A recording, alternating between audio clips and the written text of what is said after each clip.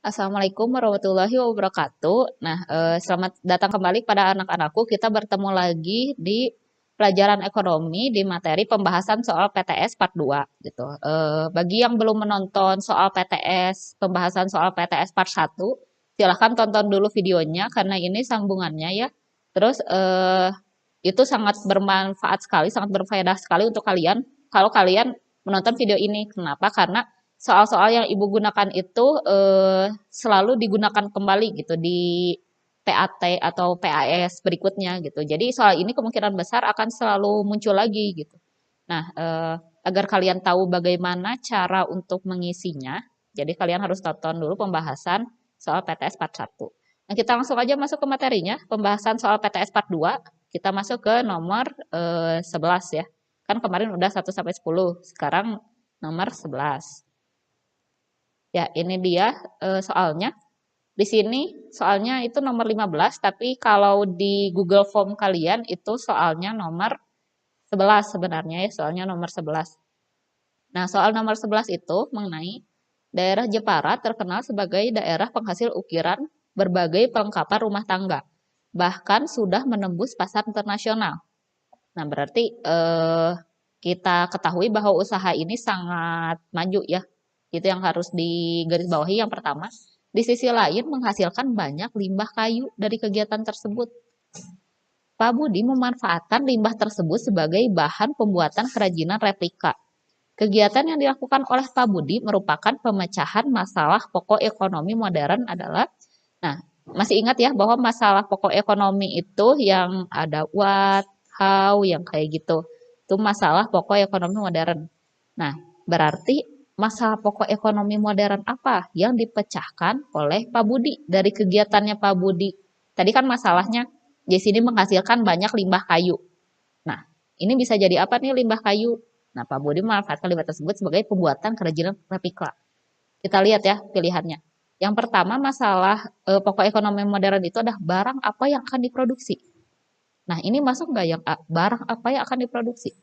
Nah, ini sudah betul yang A. Kenapa? Karena jawabannya tadi Pak Budi memanfaatkan limbah tersebut sebagai bahan pembuatan kerajinan replika. Berarti dari masalah limbah kayu itu bisa menjadi kerajinan replika. Sudah, jawabannya hanya yang A, barang apa yang akan diproduksi gitu. Bukan untuk siapa, bukan bagaimana, bukan kapan, bukan di mana. Tetapi jawabannya yang A, barang apa yang akan diproduksi. Itu nomor 11 atau nomor 15 ya di sini. Nah, yang berikutnya adalah nomor 12 atau nomor 16. Nah, soalnya itu, bagi seorang manajer melakukan survei ke masyarakat untuk mengetahui spesifikasi produk yang dikendaki masyarakat merupakan hal yang sangat penting, sehingga dapat mengetahui keinginan dan kebutuhan konsumen. Kegiatan yang dilakukan oleh manajer ini merupakan pemecahan masalah pokok ekonomi modern. Berarti ini masih masalah pokok ekonomi modern. Nah, yang A itu untuk siapa barang diproduksi, berapa banyak, di mana, bagaimana, atau barang apa.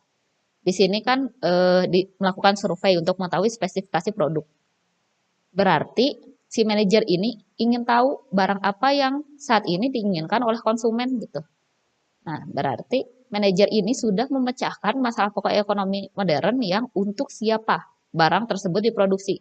Gak mungkin kan kita membuat gelas kaca atau botol kaca untuk anak TK gitu.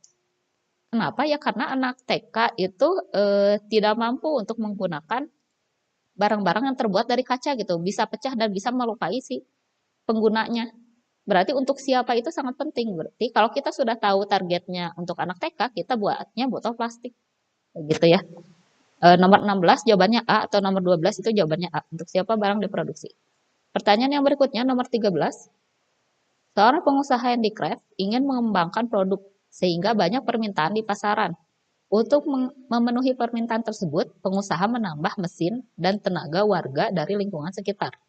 Berdasarkan ilustrasi di atas, masalah pokok ekonomi dari pengusaha adalah, nah di sini masalah pokok ekonominya adalah ingin mengembangkan produk gitu, ingin mengembangkan produk. Nah, kalau mengembangkan produk, kalau ingin mengembangkan produk berarti sudah ketahuan ya, masalah pokok ekonominya itu adalah bagaimana caranya. Caranya adalah dengan untuk menambah mesin dan menambah tenaga warga dari lingkungan sekitar. Berarti pilihannya ya Yang A untuk siapa, yang B berapa, di mana. Nah, yang ini, yang D, yang bagaimana cara memproduksi. Jadi nomor 17 atau nomor 13 jawabannya D. Nah, sekarang kita masuk ke nomor 14. Kita baca dulu yang ditanyakannya, yang merupakan masalah pokok ekonomi modern. Berarti di sini masih mencari masalah pokok ekonomi modern ya. Soalnya itu mengenai Pak Andi telah mengalami PHK dan ingin membuka usaha baru. Tetapi dia menghadapi 5 masalah pokok ekonomi, antara lain jenis barang apa yang akan diproduksi, terus mengapa barang tersebut diproduksi, yang ketiga bagaimana cara memproduksi barang tersebut, yang keempat bagaimana didistribusikan barang tersebut, yang kelima untuk siapa barang tersebut diproduksi. Nah, di antara kelima ini yang mana yang termasuk masalah pokok ekonomi? Tadi kan masalah pokok ekonomi itu udah ada ya di atas. Nah, kita geser lagi. Untuk siapa, terus berapa banyak, di mana, bagaimana, barang apa. Nah, yang mana yang termasuk pilihan ini? Yang termasuk pilihan ini itu yang pertama, jenis barang apa yang akan diproduksi. Berarti ini pertanyaan untuk what. Nomor 1 ini masuk ya. Terus yang kedua, mengapa barang tersebut diproduksi? Nah, ini nggak usah. Karena untuk produksi barang kita tidak membutuhkan alasan. Jadi nomor 2 kita skip aja, ini tidak masuk masalah pokok ekonomi. Nomor 3, bagaimana cara memproduksi barang tersebut? Nah, ini betul. Bagaimana itu masuk ke masalah pokok. Berarti nomor 1, nomor 3. Yang berikutnya adalah bagaimana didistribusikan barang tersebut. Nah, ini juga tidak masuk masalah pokok. Berarti nomor 2 dan 4 gak masuk. Berarti yang terakhir untuk siapa barang tersebut diproduksi. Maka jawabannya adalah nomor 1, nomor 3, dan juga nomor 5. Yang ini ya, yang C. Nomor 1, nomor 3, dan nomor 5. Kita ke pertanyaan yang berikutnya. Pertanyaan nomor 19 atau kalau di Google Form itu nomor 15 ya. Pak Santoso sebagai produsen minyak goreng melihat kondisi masyarakat yang tidak memiliki daya beli berusaha menekan biaya produksinya, sehingga menghasilkan minyak goreng dengan harga murah dan berkualitas, sehingga masyarakat mampu membelinya. Jadi intinya Pak Santoso ini melihat kondisi masyarakat ya untuk menghasilkan sebuah produk itu. Dari ilustrasi di atas yang merupakan masalah pokok ekonominya adalah, nah untuk nomor 19 ini, untuk siapa barang diproduksi, berapa, di mana, bagaimana, atau barang apa. Barang apanya kan kita sudah tahu minyak goreng.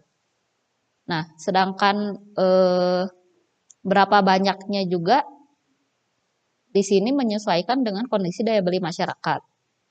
Terus di mana ya udah jelas di tempat Pak Santoso memproduksi minyak goreng.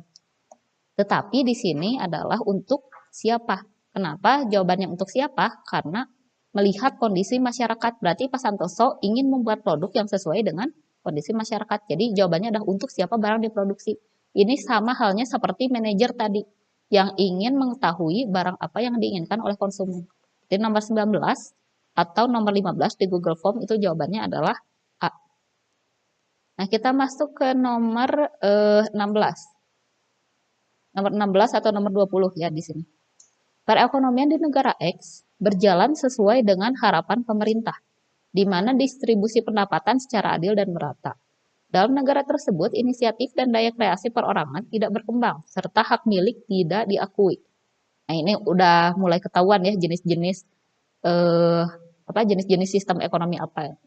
Apabila Anda sebagai warga negara dari negara yang memiliki sistem ekonomi seperti di atas, maka tindakan yang paling tepat adalah, nah ini berarti kategorinya adalah negara komunis ya, negara komunis atau contohnya kayak negara sistem ekonomi komando gitu, yang Kuba dan Korea Utara gitu. Ini ciri-cirinya. Ada ya di video Ibu kalau yang belum nonton. Nah, yang ditanyakannya adalah jika Anda adalah warga negara dari negara tersebut. Nah, tindakan yang paling tepatnya apa? Yang A, mengusulkan kepada pemerintah agar memberi kesempatan yang besar kepada masyarakat. Nah, ini apakah mungkin dilakukan di negara dengan sistem ekonomi komando? Jawabannya tidak. Kenapa? Karena kendali sepenuhnya dipegang oleh pemerintah. Maka yang A ini tidak mungkin. Yang B, berperan secara aktif sesuai dengan kedudukan dan kemampuan yang dimiliki. Nah, yang B yang paling masuk akal. Kenapa? Kalau misalkan seseorang sudah ditugaskan sebagai pegawai, kan kalau di negara komunis itu seseorang sudah dikasih peran ya, sudah dikasih peran, berperannya sebagai apa gitu di masyarakat. Maka hanya bisa melakukan itu saja, berperan secara aktif sesuai dengan kedudukan dan kemampuan yang dimiliki. Nah, 20 jawabannya B. Atau 16 jawabannya B. Kita masuk ke nomor 17 atau nomor 21. Peranan masyarakat pada negara yang menganut sistem ekonomi tersebut adalah, berarti ini yang ditanyakan adalah sistem ekonomi ya. Kita lihat peranannya apa. Berikut ini merupakan informasi dalam satu negara. Tercapainya efisien dan efektivitas dalam melakukan produksi. Oke, yang pertama. Yang kedua, memungkinkan terjadinya monopoli yang merugikan masyarakat. Nah, ini udah kelihatan ya sistem ekonominya, sistem ekonomi apa. Dari ciri-ciri kedua ini, yaitu sistem ekonomi pasar atau ekonomi bebas. Yang ketiga, terjadinya kesenjangan ekonomi akibat distribusi pendapatan tidak merata. Ya, kalau ini udah jelas ya.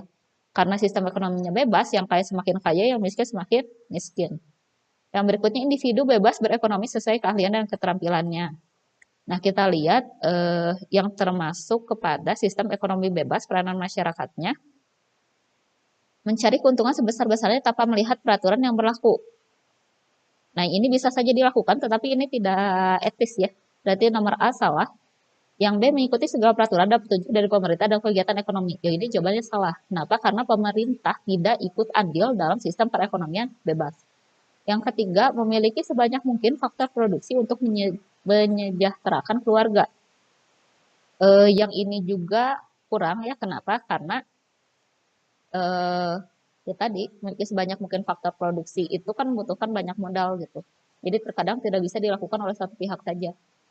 Yang berikutnya adalah mengeksploitasi ide dan kreativitas dan meningkatkan produktivitas kerja. Nah, ini jawaban yang paling bagus itu adalah yang D. Mengeksploitasi ide dan kreativitas dan meningkatkan produktivitas kerja. Nah, kan Ibu pernah bilang ya bahwa salah satu keunggulan dari sistem ekonomi bebas itu adalah setiap orang boleh mengeluarkan ide dan kreativitasnya dalam perekonomian gitu. Jadi bisa melakukan perekonomian sebebas-bebasnya. Berarti jawabannya adalah yang D. Itu nomor 21 atau nomor 17. Yang berikutnya adalah nomor 18 atau nomor 22. Di sini yang ditanyakannya adalah ciri-ciri dari negara X ya. Sistem ekonominya apa? Pak Andi tinggal di negara X yang memiliki ciri-ciri perekonomian sebagai berikut. Setiap orang bebas memiliki barang, termasuk barang modal. Aktivitas ekonomi ditujukan untuk memperoleh laba, persaingan dilakukan secara bebas. Nah, kalau yang nomor 22 ini sama seperti yang nomor 21, yaitu sistem ekonomi pasar. Berarti jawabannya adalah yang A. Nah, kita masuk ke nomor 19 atau nomor 23. Berikut ini yang merupakan sistem ekonomi terpusat adalah. Jadi sistem ekonomi terpusat itu sistem ekonomi seperti apa? Tadi udah Ibu bahas ya. Yang pertama, masyarakat bersifat kekurangan, produsen memproduksi apabila dibutuhkan, semua sektor perekonomian dikuasai oleh negara, faktor produksi dikuasai oleh produsen dan negara, adanya persaingan bebas dan monopoli. Nah, jawabannya adalah yang C, semua sektor perekonomian dikuasai oleh negara. Jadi sistem ekonomi terpusat ini adalah nama lain dari sistem ekonomi komando. Tadi kan Ibu sudah bahas yang Kuba dan Korea Utara itu adalah salah satu ciri sistem ekonomi komando. Yang ini, yang semua sektor perekonomian dikuasai oleh negara. Yang berikutnya, nomor 20 atau nomor 24 ya kalau di sini. Negara yang menganut sistem ekonomi campuran yang merupakan perpaduan antara sistem ekonomi komando dan sistem ekonomi pasar, pembangunan ekonomi dilakukan bersama-sama antara pemerintah dan swasta. Kegiatan ekonomi dilakukan oleh masyarakat dan juga pemerintah. Potensi, inisiatif, dan daya kreasi masyarakat dikembangkan sepanjang tidak merugikan kepentingan umum. Salah satu peran pemerintah dalam sistem ekonomi di atas adalah, nah kalau masyarakat kan kita sudah tahu bahwa perannya itu adalah untuk apa ya namanya? Jadi perannya itu kalau masyarakat itu untuk melakukan kegiatan ekonomi gitu sebebas-bebasnya. Sedangkan pemerintah hanya ikut membatasi saja, membatasi sedikit pergerakan masyarakat agar tidak terlalu memonopoli gitu. Nah, di sini yang ditanyakan kan peran pemerintah dalam sistem ekonomi campuran. Yang pertama itu memiliki monopoli dalam perekonomian. Nah, yang ini salah karena yang A itu adalah ciri dari sistem ekonomi komando. Yang kedua, berperan dominan dalam bidang ekonomi. Yang ketiga, ini juga salah ya, yang nomor 2 salah. Yang ketiga, membatasi munculnya kreativitas warga negara. Yang ini juga salah. Yang keempat, memberi kebebasan melakukan kegiatan ekonomi. Yang keempat juga salah. Yang kelima, mengatur, mengawasi, dan ikut serta dalam perekonomian. Nah, jawabannya itu adalah yang E. Jadi nomor 24 atau karakteristik sistem perekonomian. Nah, ini udah jelas individu tidak dapat berusaha dengan bebas. Berarti pilihannya itu ada sistem ekonomi terpusat atau sistem ekonomi komando. Jawabannya nomor 25 atau nomor 21 itu adalah A. Yang berikutnya, nomor 22 atau nomor 26. Salah satu ciri sistem ekonomi tradisional adalah masyarakatnya masih belajar cara berdagang, anggota masyarakatnya memproduksi barangnya hanya untuk diri sendiri. Ini udah langsung aja jawabannya itu yang B gitu. Anggota masyarakatnya memproduksi barang hanya untuk diri sendiri gitu. Atau yang C juga bisa sih, anggota masyarakat memproduksi barang untuk masyarakat sekitar. Kayaknya yang lebih tepatnya itu yang C, biar masyarakat sekitar. Nah, masyarakat sekitar di sini konteksnya itu tidak luas ya, mungkin hanya satu desa, satu suku gitu. Jadi tidak terlalu besar satu kota itu enggak. Kalau sistem ekonomi tradisional, ya ini jawabannya yang C. Anggota masyarakat produksi barang untuk masyarakat sekitar. Nah, yang berikutnya nomor 27. Salah satu ciri khas sistem ekonomi pasar adalah, nah tadi kalian sudah mendengar tentang sistem ekonomi pasar ya. Yang pertama, diterapkan di banyak negara. Sepertinya ini kurang tepat ya, karena tidak semua negara menerapkan ekonomi pasar. Tidak banyak juga yang menerapkannya. Yang berikutnya, harga diserahkan pada sistem mekanisme pasar. Harga diserahkan pada sistem mekanisme pasar. Nah, ini yang nomor 2 udah langsung betul. Jadi jawabannya itu adalah yang B. Jadi harga itu ditentukan oleh mekanisme pasar. Jadi gimana permintaan? Permintaan itu sangat mempengaruhi harga ya. Yang berikutnya, pertanyaan yang terakhir, bukan yang terakhir, masih ada. Kedua terakhir. Contoh negara yang saat ini masih menganut sistem ekonomi terpusat adalah, nah ini udah Ibu sebutkan jawabannya tadi ya. Ada Kuba, Korea Selatan, Taiwan, Indonesia, dan Rusia. Jawabannya adalah Kuba. Pertanyaan yang berikutnya, nomor 29, sekaligus ini adalah pertanyaan terakhir.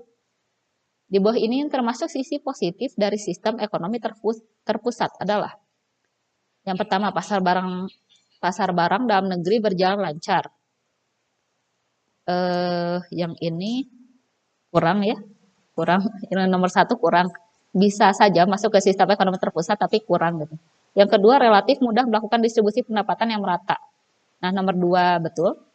Nomor 3, jarang terjadi krisis ekonomi.